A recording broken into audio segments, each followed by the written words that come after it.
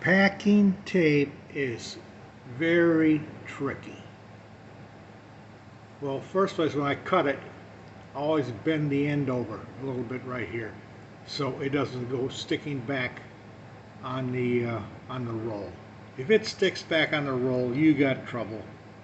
You spend a lot of time trying to peel this thing off, just finding where it's at. The other problem is, once you get it pulled back, now you don't know whether it goes to the left or the right. If you go the wrong way, you tear the tape off and you have to start all over again.